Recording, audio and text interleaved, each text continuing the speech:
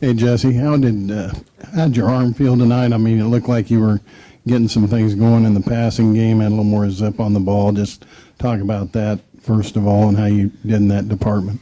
Yeah, I think I was probably my arm was probably as strong as it's been since the first couple weeks, but luckily, we work pretty a lot of running routes that aren't very deep, so I wasn't asked to really chuck it downfield too much.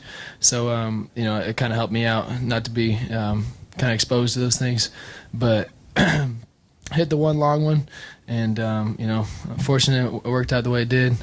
But, it's no excuse. My arm felt fine. Jesse, talking about that one you hit to Byron, it looked like you checked into that play. Can you tell me what you saw leading up to that and walk me through how good it felt to connect on that?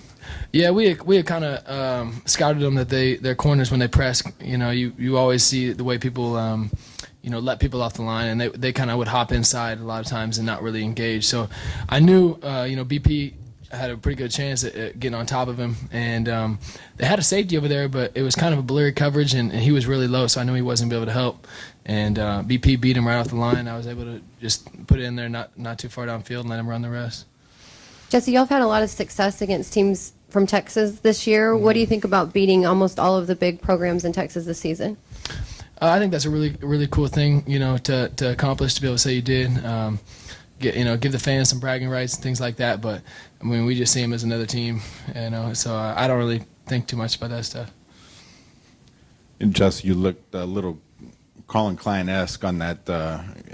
Reminded me of that 2011 game against Texas A&M, the way you bowled yourself into the end zone for that touchdown. Can you talk about the satisfaction and just being able to get over that and get into the end zone, complete a long drive in that kind of fashion, and then you get over 1,000 yards rushing tonight? Yeah, I mean, it's incredible,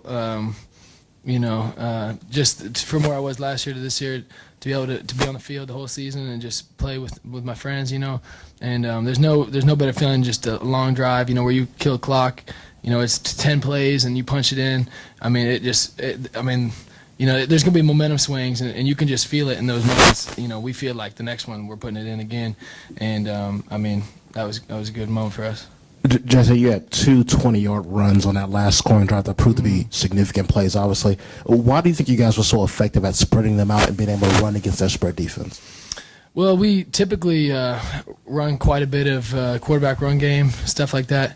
And, they did a pretty good job of just, not giving ground, and there wasn't a ton of holes for me. And so I think the fact that we didn't try it that often, a quarterback run game that is, and we threw it a lot, and the backs were having success. They just kind of opened things up for me at the end. We kind of lulled them to sleep a little bit on that, I think. Hey, Jesse, obviously you guys played, Myles Garrett, one of the top kind of prospects in the next NFL draft. Did you guys make a conscious effort to move away from him, to scheme away from him? Not necessarily. I mean, every week you play a team, and they got scholarships too. Everyone's going to have some solid pass rushers and things like that. So we would typically put a back over there, or send a protection that direction to give people help. And we made a little bit of an effort to make sure give them help, not put them on one-on-one blocks. Hey, Dante, can you talk about that fourth down stop at the very end, what you guys were looking for, and how the play unfolded? Well, it was a timeout right before the play, and we kind of talked about that. We needed this stop if we wanted to win the game, and we ran a zero coverage, and we knew that in the secondary someone was going to have to make a play, and we told our pass rushers and linebackers that they needed to blitz like their life was on the line so that we could get the stop, and that's what we went out there and did. Dante, this is your second one of these celebrations. How much fun was this, and what kind of, fitting ending is it for this team and for you? I think it's the perfect ending for this team with all we've been through with last season and starting off this season and the fight that this team had. This is the perfect way to end it and send them into something special next season. Put two more questions with the student athletes, then move on to Coach. Dante, that first drive, A&M, they went down the field fairly quickly on you guys. What was the attitude after that drive, and how did you guys regroup from that? We just knew we needed to step up and make plays for our offense. Teams in this conference and in college football, the first drive, they always go the fastest they can. They go the fastest they can. So we knew that we just needed to come together and get our composure together because it's been a month since we played our last game. And after that series, I think we got things rolling. Jesse, can you go into how this builds into next season, especially the way you guys finished winning 6 of your last 7? Yeah, I think it was.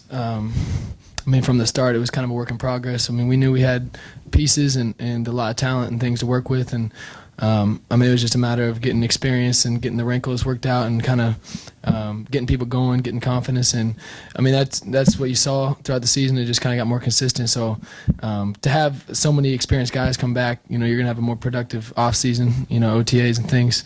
Everyone already knows kind of what to expect, and it's not really any question marks looming as far as what's real game like. And I think it's really beneficial heading into next season. We got 9 wins, so we're expecting at least 10. So that's kind of the way we're thinking about things.